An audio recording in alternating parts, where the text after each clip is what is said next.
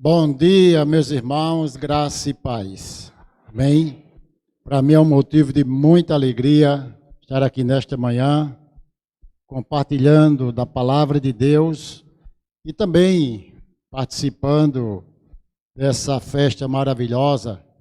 11 anos de igreja organizada, com mais 5, já descobri, pastor Flávio, mais 5 anos aí de congregação. A irmã já revelou tudo aqui. Não foi assim? Não foi assim? Então, o pastor não lembrava não, viu? Bota lá no ouvido dele que tem mais 5 anos aí. E eu me lembro que no começo da congregação eu vim aqui, eu acho que umas 2 vezes, eu acho que foi isso. Não é? Não tinha o ar-condicionado, tinha aquele ventilador, fazia um calor grande. Mas as coisas mudam e mudam para melhor. Então eu estou muito feliz de estar com os irmãos aqui nesta manhã. Trago um abraço da Igreja Presbiteriana Zona Sul de Campina Grande, igreja que nós organizamos, pastor, há 14 anos. Vamos completar 15 anos agora, no mês de março de 2024. E ali Deus tem nos abençoado. Amém? Então, de parabéns à igreja, parabéns ao conselho, aos pastores, e agradeço sim o convite do nosso pastor Flávio, ou dos pastores do conselho dessa igreja. Queridos, vamos abrir a palavra de Deus no livro do profeta Ageu, no capítulo 1, livro do profeta Ageu, no capítulo 1, leremos o versículo de 1 a 11, ou melhor, eu vou ler o versículo de 1 a 11, os irmãos podem acompanhar comigo. Ageu, capítulo 1, versículos de 1 a 11. Também é a alegria de rever alguns irmãos aqui, presbítero Antão, está ali com sua família, Vandilson está ali atrás, com Laís, algumas pessoas que temos uma consideração, os amigos lá da Igreja Presbiteriana, né, Central, onde também trabalhei ali como presbítero, como diácono. Foi ali que Deus me levou para o ministério, lá na Igreja das Malvinas. Ageu capítulo 1, diz assim a palavra de Deus. No 2º ano do rei Dário, no 6º mês, no 1º dia do mês, veio a palavra do Senhor, por intermédio do profeta Ageu, a Zorobabel, filho de Salatiel, governador de Judá, e a Josué, filho de Josadaque, sumo sacerdote, dizendo: assim fala o Senhor dos Exércitos. Este povo diz: não veio ainda o tempo em que a casa do Senhor deve ser edificada. Veio, pois, a palavra do Senhor por intermédio do profeta Ageu, dizendo: acaso é tempo de habitardes vós em casas apaineladas, enquanto esta casa permanece em ruínas? Ora, pois assim diz o Senhor dos Exércitos: considerai o vosso passado. Tendes semeado muito e recolhido pouco. Comeis, mas nada chega a fartar-vos. Bebeis, mas não dá para saciar-vos. Vestíveis, e mais ninguém aquece. O que recebe salário, recebe para pô-lo num saquitel furado. Assim diz o Senhor dos Exércitos: considerai o vosso passado. Subi ao monte, trazei madeira e edificai a casa. Dela me agradarei e serei glorificado, diz o Senhor. Esperaste muito, e eis que veio a ser pouco. E esse pouco, quando o trouxestes para casa, eu com um sopro a dissipei. Por quê? Diz o Senhor dos Exércitos: por causa da minha casa, que permanece em ruínas, ao passo que que cada um de vós corre por causa de sua própria casa. Por isso aí, os céus sobre vós retêm o seu orvalho, e a terra os seus frutos. Fiz via seca sobre a terra, e sobre os montes, sobre o cereal, sobre o vinho, sobre o azeite, e sobre o que a terra produz, como também sobre os homens, sobre os animais e sobre todo o trabalho das mãos. Amém? Vamos orar? Bendito Deus e Pai, graças te damos por esta manhã, agradecidos mais uma vez pela tua palavra que acabamos de ler. Pedimos que o Senhor esteja falando ao nosso coração, em nome de Jesus. Amém. Eu só esqueci de apresentar minha esposa, porque ela não gosta não, mas eu vou apresentar. Por favor, minha filha, fique em pé. Olha como ela é bonita. Não é? Pois é, eu não troquei, é a mesma, viu? É a mesma. 40 anos de casados, 40. Ela continua nova, mas isso aí tem um preço, né? A gente tem que cuidar. Meus queridos irmãos, o povo de Deus sofreu com o cativeiro da Babilônia. Foi um cativeiro de 70 anos. Esse povo sofreu nas mãos de um líder chamado Nabucodonosor, que destruiu toda a cidade de Jerusalém, que impediu do povo de Deus ter os seus momentos de cultos. Por quê? Porque o templo, o megatemplo de Salomão, ele foi destruído exatamente no período do cativeiro. Essa profecia desse cativeiro está lá no livro do profeta Isaías, que foi o profeta que profetizou antes do cativeiro, Isaías 45, de que iria acontecer isso, que esse povo iria para um cativeiro, iria passar 70 anos. Uma profecia que ele profetizou há 150 anos que iria acontecer. É o profeta antes do cativeiro. Tem o profeta durante o cativeiro, que é Daniel e Jeremias, que também profetizaram. E tem Ageu, Zacarias e Malaquias, que profetizaram depois do cativeiro. O que foi o cativeiro da Babilônia? Foi um cativeiro que Deus manda por causa da desobediência. Esse povo pagou um grande preço pela desobediência e ficou nas mãos de um rei ímpio, não é?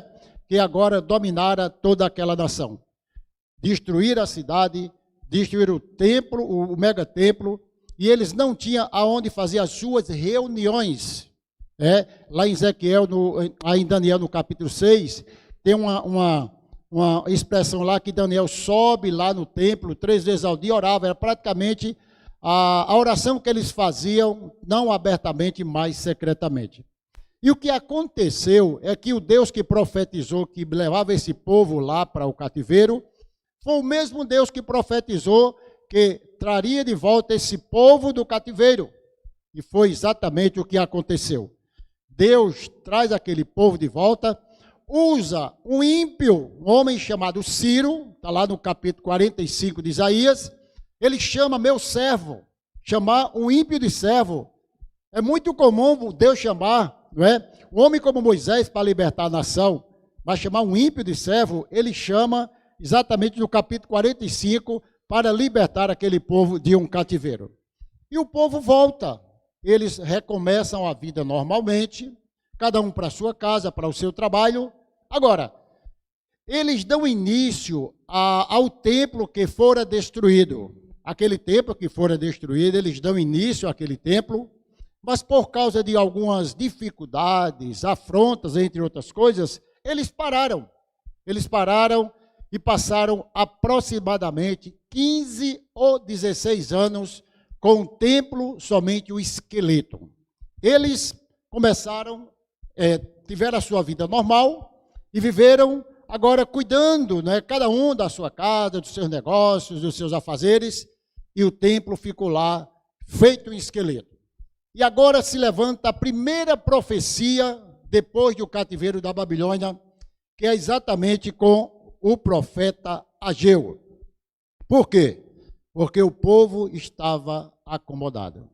O povo estava em uma letargia espiritual que não conseguia mais dar continuidade ao trabalho que começara por causa de tantas afrontas.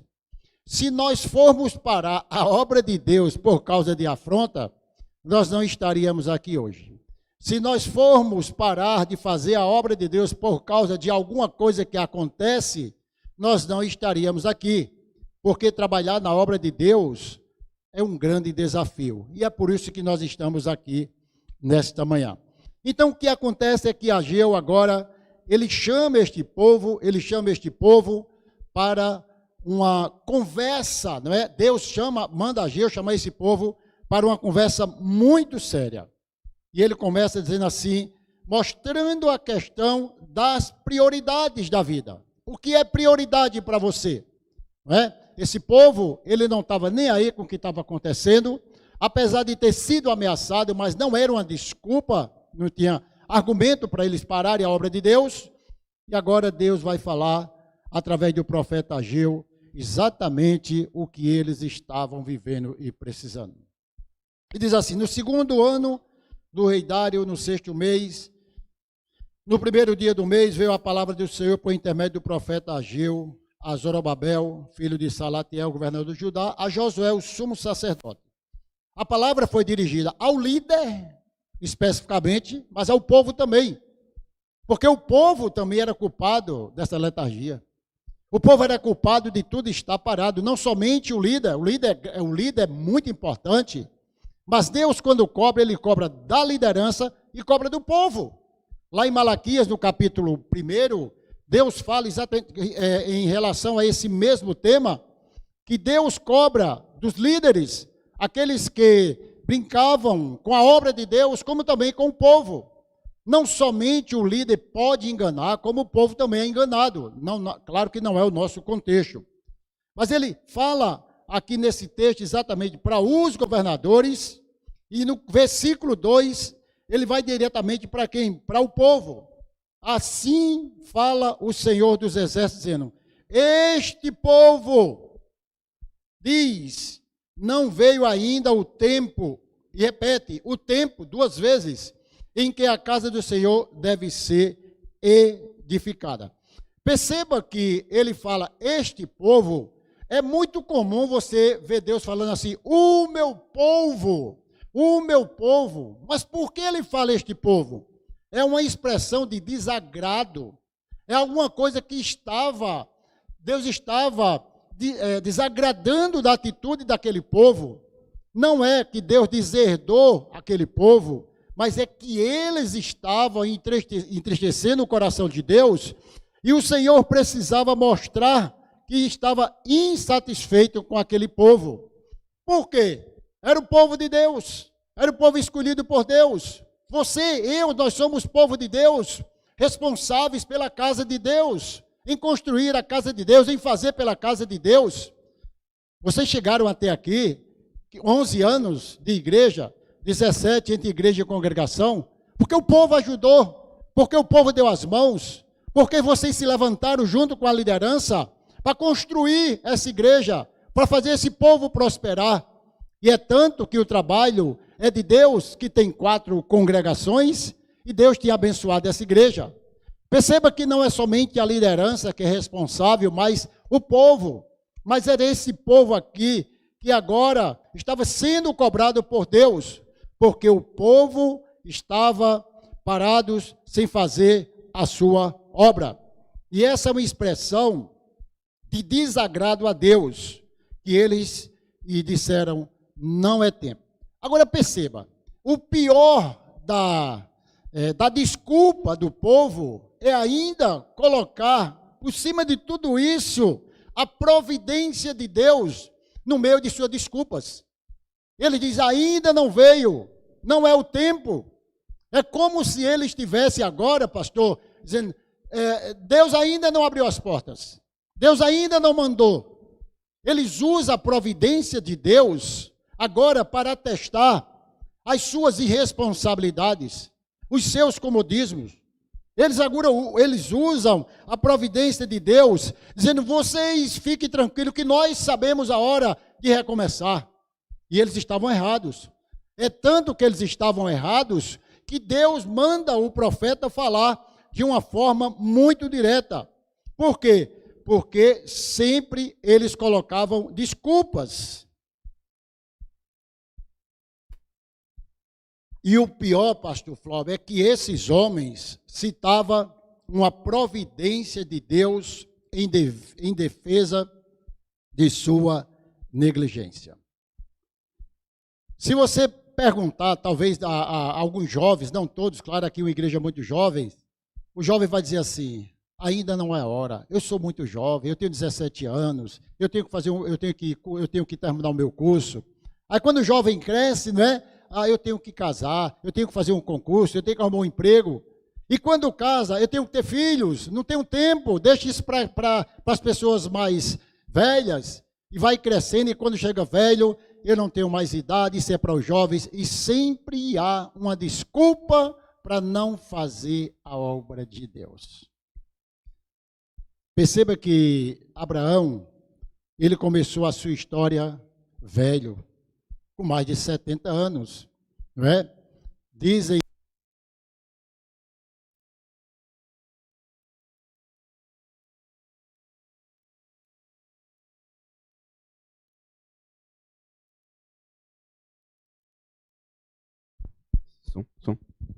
Dizem que depois dos 70 anos, o homem, até os 70 anos, ele faz história. Depois dos 70, ele conta uma história. Eu vi isso do presbítero Gilberto Quirino, lá da igreja presbiteriana. Mas, biblicamente falando, o homem ele pode fazer história até o dia de morrer. Até velhinho ele pode estar fazendo a obra de Deus. Benjamin Franklin diz assim: jamais conheci um homem que fosse bom em inventar desculpas e que também fosse bom em alguma outra coisa. Não coloque desculpas para fazer a obra de Deus, aquilo que Deus confiou a você. Não coloque empecilho, não coloque nada, porque se Deus, ele chama eu e você, ele se responsabiliza, ele dá as condições, ele mostra como devemos fazer. Mas era esse povo que usava da providência de Deus dizer: calma, não é aquele que chega para nós, pastores: calma, pastor, vai devagar. Não é? A gente escuta muito isso, é muito normal. Mas é assim, nós temos que ter essa sabedoria de Deus. No versículo 3, ele vai agora aumentar o discurso e mostrar que eles não tinham razão. Vocês não têm razão e vão mostrar por quê. Porque vocês não estão preocupados que o esqueleto está aí, o templo está aí. Ele vai mostrar no versículo 8 que eu quero ser adorado nesse templo. Eu tenho um prazer em estar no meio de vocês. E vocês não conseguem ver isso. Aí no versículo 3 ele diz: veio, pois, a palavra do Senhor por intermédio do profeta Ageu, dizendo, versículo 4, porventura é para vós tempo de habitardes nas vossas casas apaineladas, enquanto esta casa fica deserta. O que é que ele quis dizer com isso? Casas apaineladas eram painéis de madeira que era colocado até nos tetos da casa, era uma coisa linda. O que está de errado? Nada. Você construiu a sua casa de uma maneira bela, de uma forma linda, não tem nada de errado. A questão são as prioridades. A questão é que nós não temos tempo para a casa de Deus, mas para a nossa casa, para o nosso trabalho, para os nossos negócios, para os nossos filhos, nós temos tempo de sobra. E aqui Deus diz: espera aí, e agora vocês estão dizendo que não é tempo? Acaso é tempo de habitardes vós em casas apaineladas, enquanto esta casa permanece em ruína? Para a casa de Deus, vocês não têm tempo. Para a casa de Deus, vocês não se dispõem. Mas para a casa de vocês não falta tempo. Para a casa de vocês não falta dinheiro. Para a casa de vocês, vocês fazem do melhor. Mas para a minha casa, continua aí. Perceba como Deus, ele não negocia com os seus princípios, ele não negocia com aquilo que ele quer na sua casa. Nós não temos, reverendo, nenhuma desculpa para não cuidar bem da obra de Deus, em detrimento de coisas que nós fazemos, dos nossos afazeres, da nossa casa, da nossa família, e por aí vai. Vocês cuidam muito bem da casa de vocês, que não tem nada de errado, cuida da tua casa. Mas a Bíblia diz que há tempo para todas as coisas. Se vocês estão trabalhando um tema avivamento este ano, não é o avivamento, não é isso aí? Esse mês, avivamento. Então é hora de Deus cobrar de nós. A casa, não que a casa é o templo, é o esqueleto de Salomão, mas há coisas que nós precisamos fazer. E nós precisamos levantar a nossa cabeça e dizer, Deus, por onde começar? O que eu tenho que fazer? Não se acomodar, não deixar talvez que outro faça, outra pessoa possa fazer. Ele diz, olhe, a casa de vocês é muito bonita. Vocês têm duas coisas importantes para a casa de vocês, para a vida de vocês. Primeiro, tempo. Segundo, dinheiro. São duas coisas que são sacrificadas no reino de Deus. São duas coisas que nós vimos hoje sendo sacrificado na igreja. Tempo e dinheiro. Tempo eu não tenho. Dinheiro nem se fala, não é? Porque o dinheiro, ele dá para tudo. Desculpe falar isso, mas infelizmente, em alguns casos, na casa de Deus, a pessoa deixa de ser dizimista, sacrifica outra coisa e por aí vai. Eu me lembro um dia, há 15 anos atrás, a irmã chegou para mim e fez, pastor, eu vou lhe dizer uma coisa. Diga, minha irmã. Eu peguei meu dízimo, paguei meu cartão de crédito. Eu digo, foi mesmo, foi. Aí dizer isso ao pastor. Olha que petulância, que cara de pau. Aí eu disse, mas por quê? Sabe por quê? Porque Jesus não vai estar ligando para mim cobrando, não. O cartão de crédito vai ligar para mim todo dia. Vandilson, que pensamento é esse? Com essas palavras, você acredita que eu não disse nada? Eu morri. Eu disse, minha irmã, é desse jeito? É. Eu não vou ficar devendo a ninguém, está ligando para mim, e com Jesus eu estou tranquilo. É a mesma atitude desse povo que coloca desculpas e ainda usa a providência de Deus. O que é que ele diz? Ele continua falando para o povo e dizendo, vocês estão preocupados com duas coisas, tempo e dinheiro. Somente para a casa de vocês, somente para a vida de vocês, somente para os negócios de vocês. Agora, para a casa de Deus, eu não tenho tempo. Dinheiro, nem conte comigo. Eu estou apertado, eu estou devendo, eu estou por aqui. Não é assim? Nós não honramos ao Senhor como deveríamos honrar. E no versículo 5 ele vai dizer, ora,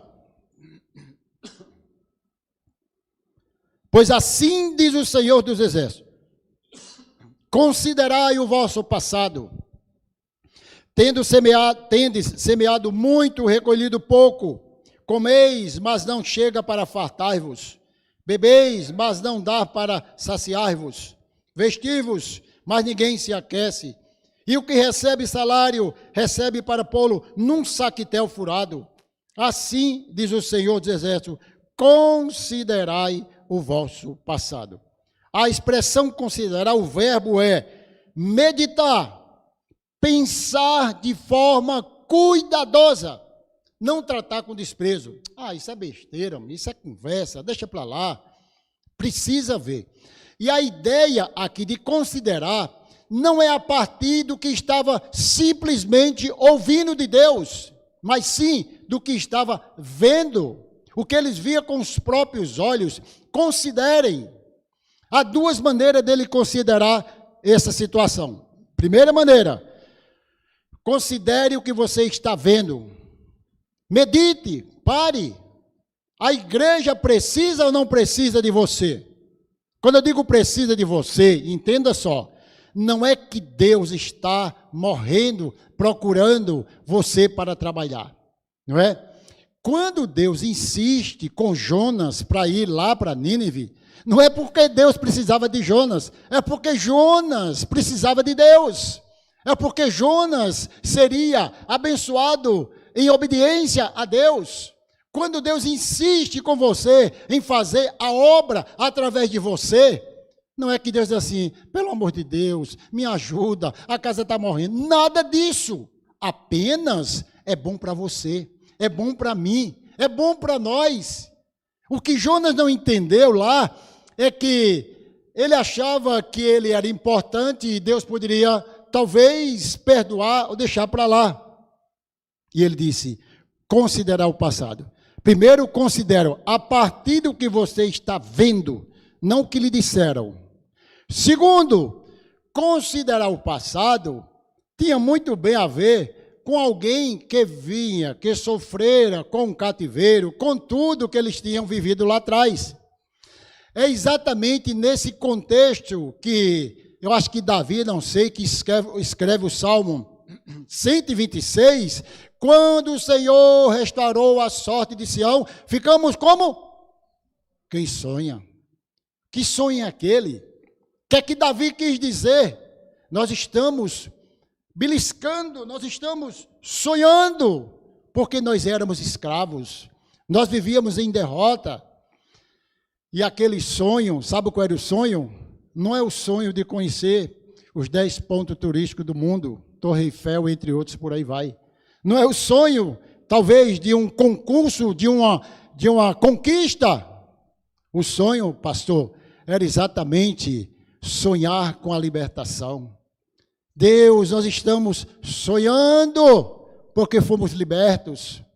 E isso deve encher o nosso coração, de que nós estamos felizes, nós estamos como quem sonha, porque aonde nós estávamos, quem nós éramos, aonde nós estamos e quem nós somos, isso é exatamente sonhos que enchem o nosso coração. Considerai o passado. E ele vai dizer coisas importantes que eles viveram e que não dão certo, apesar das casas serem muito bonitas, mas o retorno não era muito gratificante. No versículo 6 ele diz, tendes semeado muito e recolhido pouco. Então veja só, o profeta usa 5 situações de investimento, todas com resultados insatisfatórios. Investir é uma coisa boa, mas investir errado é algo que traz muita tristeza. Investir aonde Deus não está investindo, investir quando Deus não está mandando. E ele vai mostrar aqui 5 situações de investimento. Quem semeia muito, colheu pouco. Pelo menos em tese, o que é normal é a gente semear e colher mais. Mas quando nós estamos em obediência, quando nós estamos fazendo algo para a glória de Deus, para glorificar o nome de Deus, nós temos sim esse resultado positivo. Quem semeia muito, colhe muito. Quem come, não se farta, não é? Quem bebe e não se sacia, quem se veste e não se aquece, e quem recebe salário, perde pelo caminho, e é como se coloca num saco furado. Parece com os dias de hoje, né? O salário, a gente pega o salário, coloca o salário lá, não dá para as coisas. Aí vem para cá, mexe para lá, diz, rapaz, é o seguinte, não dá para tirar o dízimo nesse mês, não. O pastor que me perdoe, não é nem Deus. Mas não dá, não. É isso aí que acontece. Cuidado com as prioridades. Cuidado com as prioridades.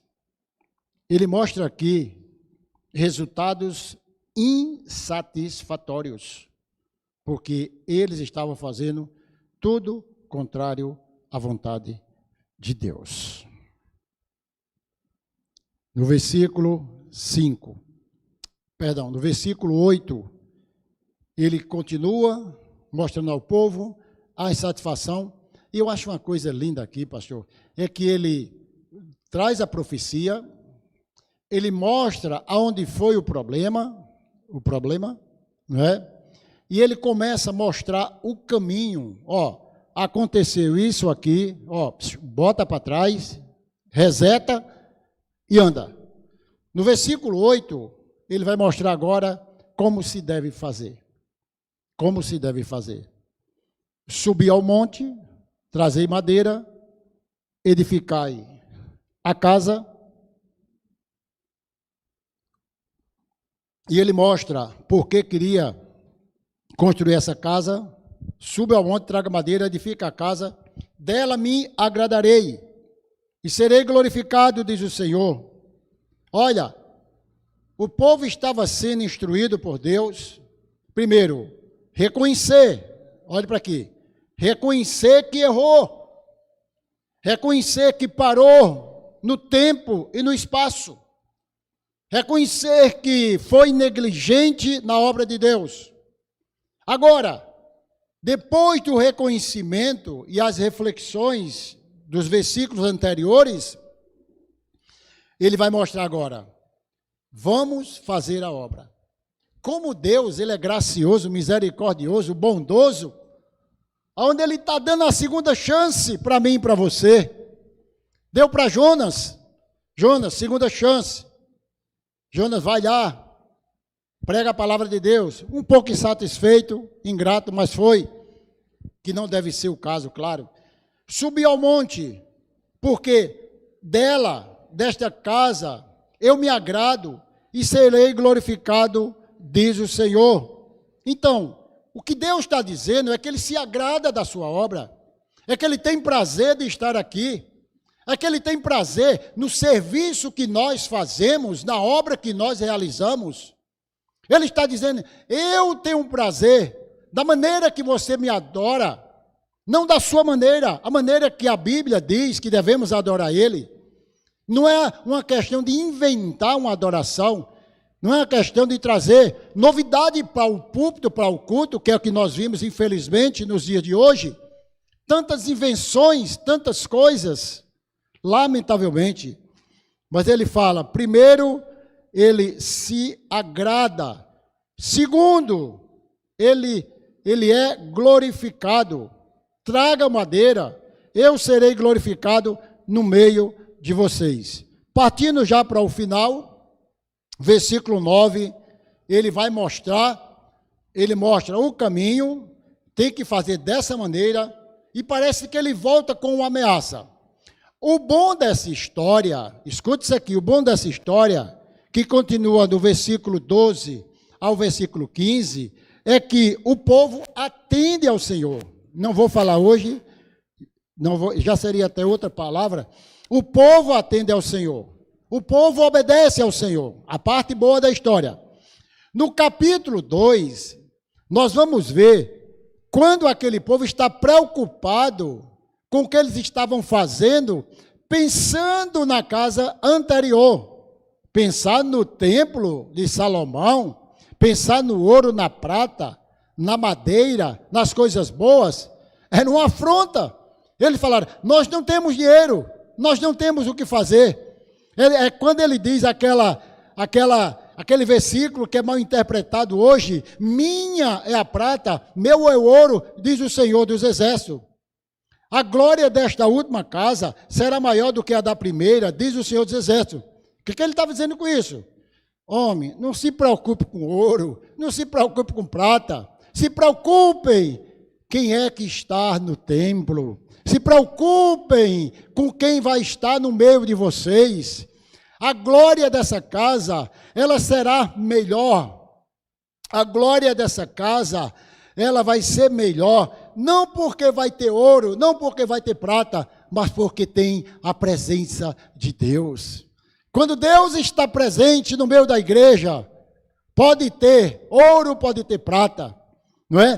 Como nós começamos com aquele avião, não é? Aquele ventilador, e hoje está com ar-condicionado, mas Deus é glorificado do mesmo jeito. Amém?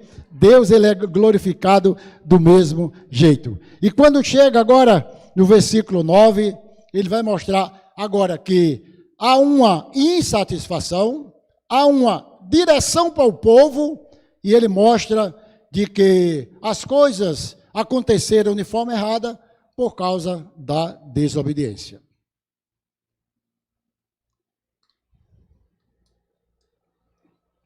Esperaste muito, mas veio que se pouco. E esse pouco, quando trouxeste para casa, eu dissipei com o sopro.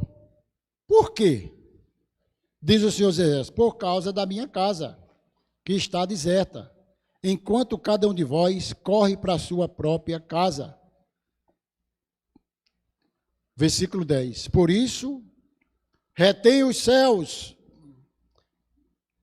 sobre vós o orvalho, e a terra detém os seus frutos. Até a natureza geme por causa da desobediência do homem. Vai lá para Adão, vai lá para Gênesis, vai lá o que aconteceu por causa da desobediência. O sustento será obtido com fadiga, a terra produzirá cardos e abrolhos, e no suor do teu rosto comerás o teu pão. A nossa desobediência, escute isso aqui, a minha desobediência, a sua desobediência, a nossa desobediência, não traz consequências somente para nós. Tem alguém que fala assim, deixe comigo, eu e Deus, não se meta. Já viu?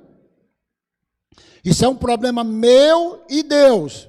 Não. O problema é seu, é meu, é da família e pertence a todo mundo. Porque o teu pecado e o meu pecado traz consequências desastrosas para a família, para a igreja, para a cidade, para a comunidade. Mas ele mostra aqui que o resultado da desobediência trouxe sérias consequências para esse povo. E no versículo 11, para a gente concluir, ele mostra o resultado de tudo que estava acontecendo. Mandei vir a seca sobre a terra, e sobre os montes, e sobre o trigo, e sobre o mosto, e sobre o azeite, e sobre o que a terra produz, como também sobre os homens, sobre o gado, e sobre todo o trabalho das mãos. Resumindo, nós estamos desobedecendo a Deus, nós estamos trazendo problemas para nós, para a família e para a comunidade. Que Deus nos abençoe. Amém. Obrigado, pastor.